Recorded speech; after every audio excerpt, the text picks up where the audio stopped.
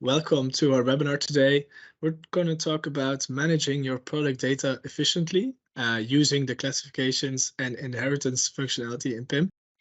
Going to the agenda for today, I will do a short introduction on SRC, system integrators, if you're not familiar with us yet, and how our PIM software looks like, or I should say what it entails.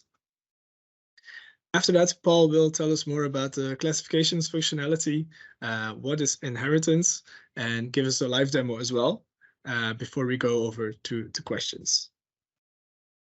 So let me give you a short but sweet introduction to SRC.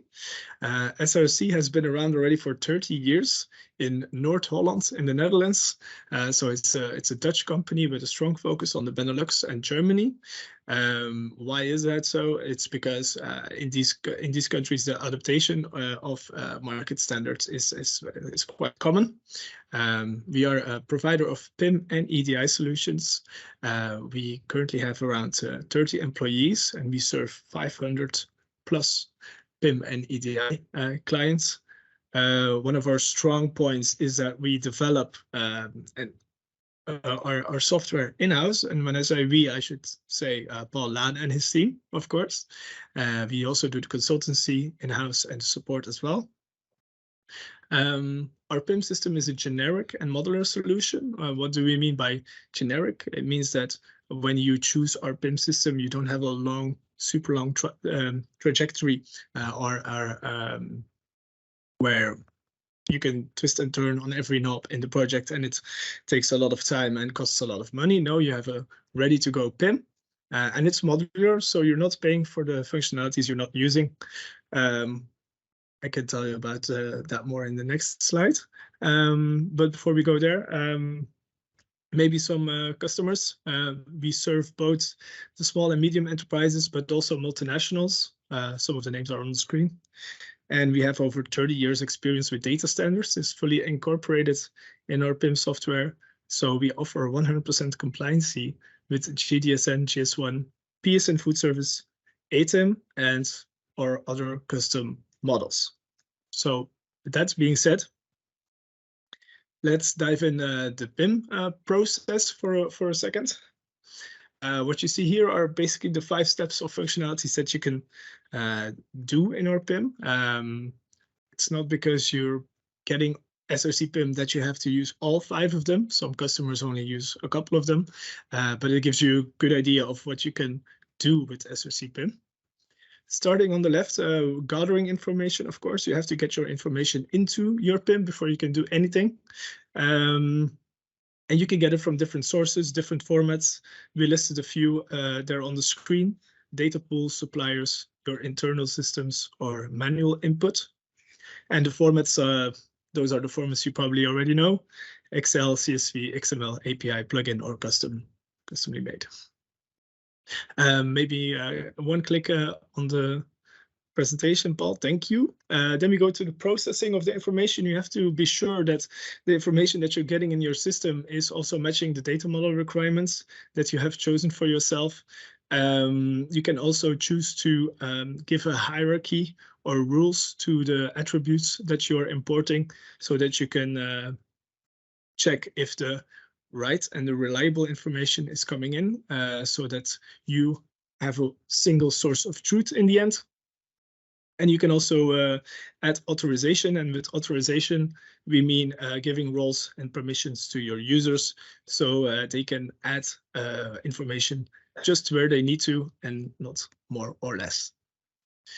Then we have the enrich stage. That's where we add the images, the marketing copy, PDF documents, leaflets, instruction videos, 3D renders, basically everything that you would put in a digital asset management module, and that is what we have.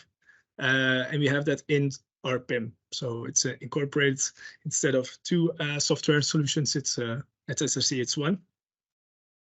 The 4th step is validation.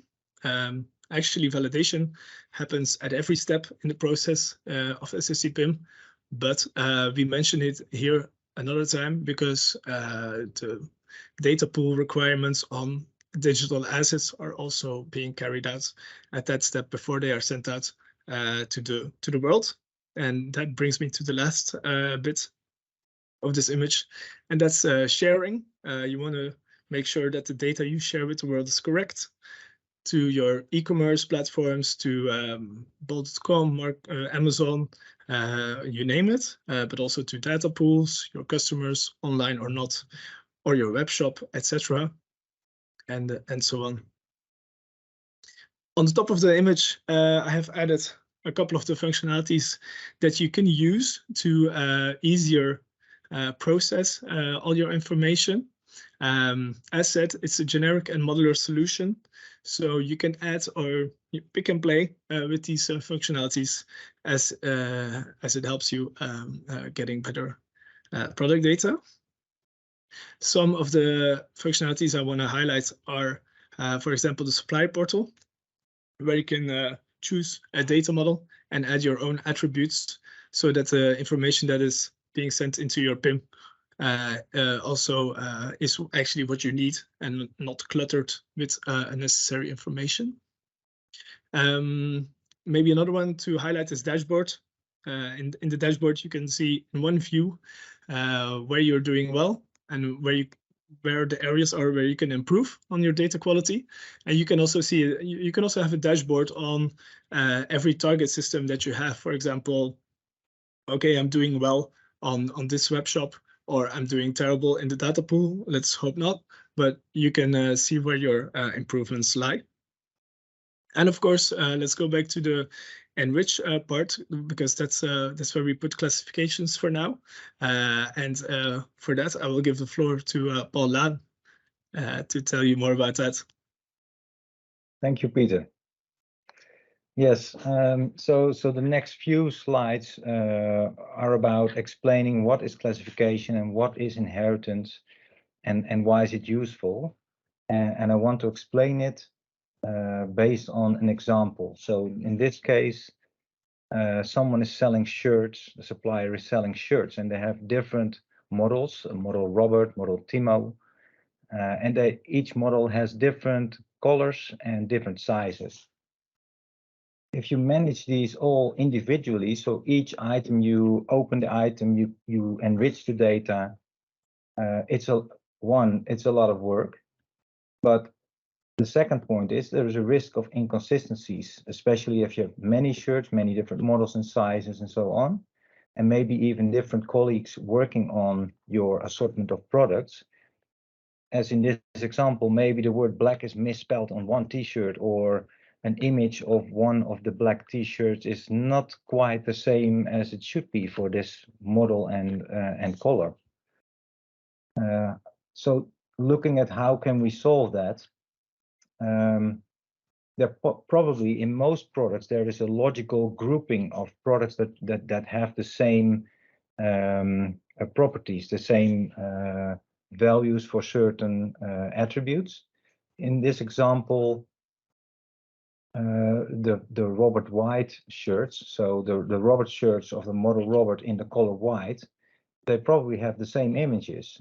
So if you create a group, a class, and then at that class level manage the image and, for example, the color family and the color descriptions on that level, that ensures that you will have a consistent value and consistent images for all those shirts, even if you add new sizes, for example. And you do the same for the other groups of products that are related. And then at a little bit higher level, you could see that you could also group all the model Robert shirts together in the different colors, different sizes. And some information is the same for all the shirts in the model Robert. For example, the marketing text about this shirt, how wonderful it is, and that it is a t-shirt with a round neck, and what material it is made of. And similar for model Timo, there's a different text for model Timo, but it's the same for all Timo shirts, independent of the color or the size. So the marketing text for Timo you can manage at the group level of model Timo. And this is a shirt with a color and has a certain button type and so on. And the last level that you could see is that there's an overall group of all the shirts. And some information is the same for all shirts. For example, the GPC classification for GS1.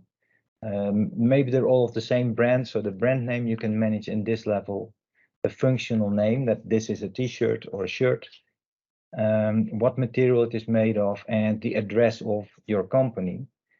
And if you manage that at that higher level, it's only one place where you manage it, and it is automatically assigned to all the different t-shirts. Now, if I create a new shirt, all the way at the bottom of the list, a new shirt in the model Timo color blue size L.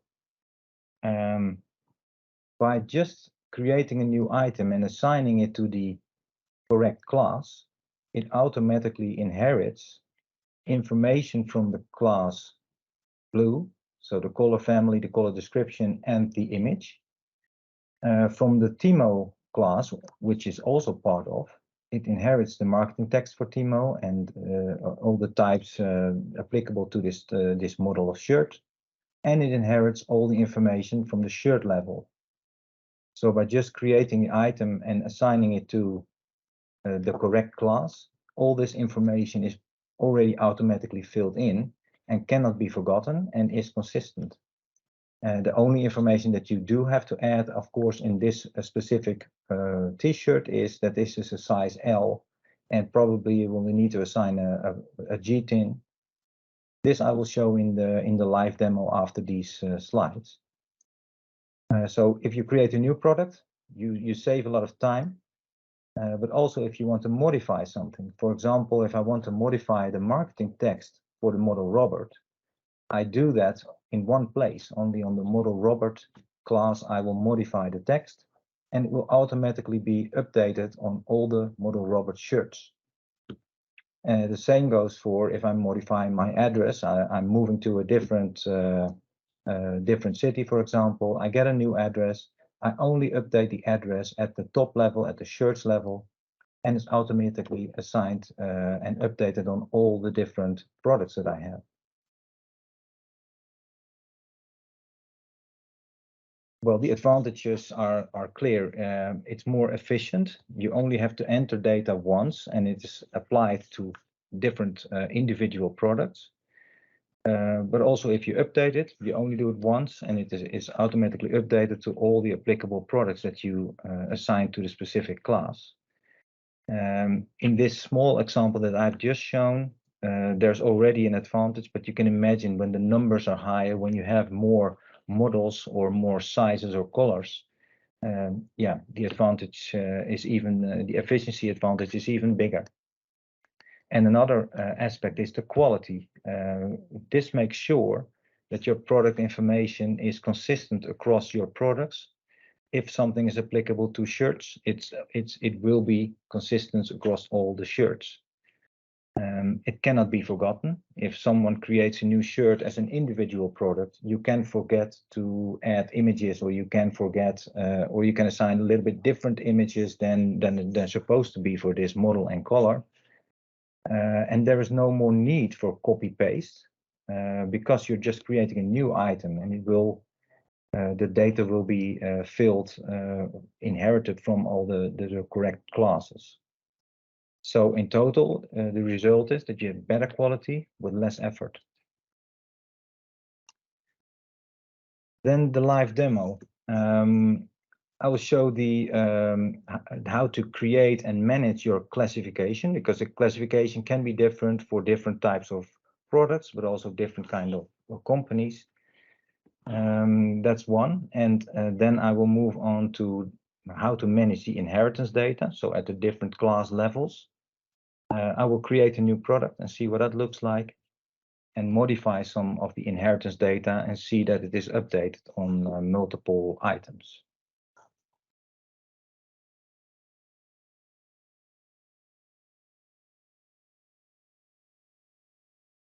So as Peter told in the beginning, that the PIM solution is built up of different modules, and one of the new modules is the classification module that you see selected over here. And in the left column of this module you see a number of classifications, or depending on how many you have set up. In this case, the clothing classification, and there's an option to manage what classes are in there. In this case, there's a main class, shirts, shoes, and pants. And below the shirts level, you can create different models, the Robert and the Timo model in this case. And below the Robert model level, I can see that there is black and white, and Timo has three colors, blue, white, and yellow. You can create new classes, new models, new colors, new clothing types, and you can drag and drop positions if you want to. And the descriptions I've now entered in English, but it's also possible to add other languages, class names, if you require that. Well, this is just creating the structure. And because I've created it, at the top, I can navigate this structure. So I can look at shirts and see that there are two models, Robert with a number of colors and Timo with a number of colors. Or I can type some text and find a specific class that I was looking for. If I'm just clicking on the shirts level, I see all the shirts. So in all the different models, in all the different colors and sizes. If I click on one of the models, Robert, I see all the shirts of this model in all the different colors and sizes, and I can drill down to eventually to only the black shirts of this this Robert model, and then I see the different sizes. And if I open one of those items, then I see the data that is applicable to this product, images that are connected. And for example, the functional name, it's locked, it's read only. Why? Because it's managed at a higher level, at a class level. And I don't want to modify it on one individual product because that would lead to inconsistencies. And this lock indicator tells me that this was inherited from the clothing class shirt. So if I go to the class shirts, I can manage the information that is valid for all shirts using this button on the right side. And over here you see that all the information that is valid for all shirts is managed over here. So for example, the GPC, that it's a t-shirt class. The VAT is high. One sip of water. The functional name in different languages, Intrastat code. And you can extend this list using add attributes at the top. Whenever you provide information in this screen, it's automatically assigned to all the products that are in this list down here. And if I then move down to the Robert level and click on inheritance, I see the information that is true for all Robert shirts. For example, the global model description in different languages, but also the marketing message in different languages.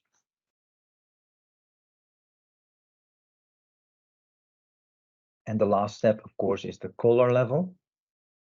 And this is the information that I'm managing at the color level. And in this case, the color description in different languages and color family code and some images that are applicable.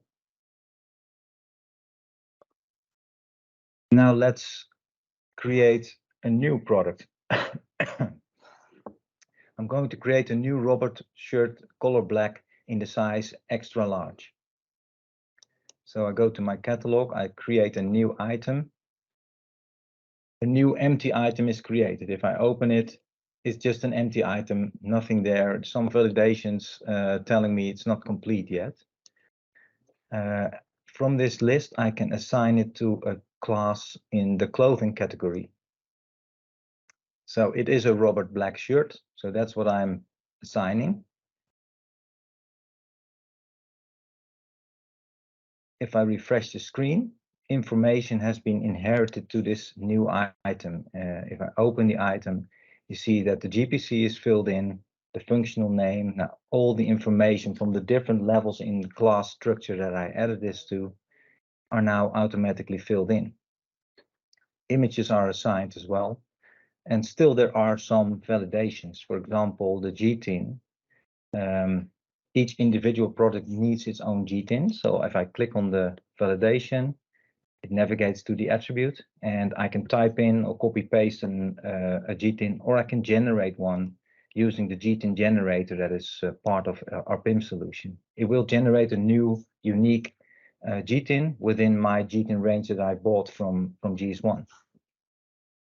If I save it, the validation message is disappeared, and the size code. This was an extra large shirt, so of course I have to provide that. And the final validation message that is still there is that packaging type code needs to be filled in. At the bottom, I have some information about the packaging type. It is possible to do that per product, but also in this situation, it's possible to use classification and inheritance to fill all this information based on what type of package this shirt is sold in. So I'll go back to the item again and assign it to a class in the packaging category. I have shirt packs. I have a 1-pack and I have a 2-pack. I'll select 1-pack for now, so it's a one shirt in this package. And now you see the item is complete, and if I scroll down, you see that information from this packaging category has been assigned to this item. So it's a carton with certain specific types. The content is one piece, one shirt, because I selected the 1-pack, and the size and dimensions of this pack is also automatically filled in. If I would have assigned it to a 2-pack, there would be a net content of 2 pieces, and the height would have been 10 because it's a bigger box. And again, this makes sure that the quality is higher and the consistency is better. Now, in this list, there's some incomplete items, and they're all the model Timo color yellow. So if I open one of them, I see the validation that a product image is missing. Then over here, I also see there's nothing, no image displayed. Then I'll go to the classification for the Timo yellow shirt. Those are the 3 yellow shirts, and they're incomplete. And in the inheritance dialog, I will assign product images. I'll select an image from our DAM solution, the integrated DAM solution that Peter mentioned. And over here, I have a lot of images and documents. I will type yellow to find the shirt I'm looking for. I'll assign it to that class and save it. Now, PIM will notify me that this change will impact 3 items. Just to make sure if this would have impact on 1,000 items, that I'm aware that I'm changing something on many items. In this case, it's only 3. That those 3 items are updated with the new information that I've provided. And now you see that those products are complete, all 3 of them. And if I open it, that the shirt is also connected to all 3 of these items. Now, something else that could happen, what I also presented in the slides before, is that you want to update some information. For example, on the black color, I want to provide the color description in French as well. So I'll add a French description, save it. Again, it will tell me this will have impact on this number of items. I have to confirm. The 4 items are updated, and if I open the information, you see that the French description of black is now also added to the data.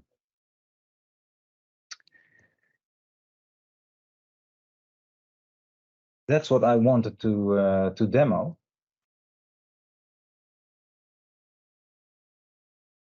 And this was an example with shirts. With a lot of clothing, there is the similar fact that a lot of the products have similar properties that you want to manage in one place, but also for other categories of products like consumer electronics, you have similar situations where the television has a different screen size, but the marketing message about this model is the same. Maybe you have a choice between a black and a silver color or a different type of panel. And there are some other examples on this slide where this is also applicable. For example, tiles for your garden. There's a certain model with a certain structure made of concrete. It's all the same. The only difference is there's a light gray and a dark gray variant, or maybe different sizes. And of course, if you have a different size, the weight will also be different, but a lot of information will be similar and can be managed in one place.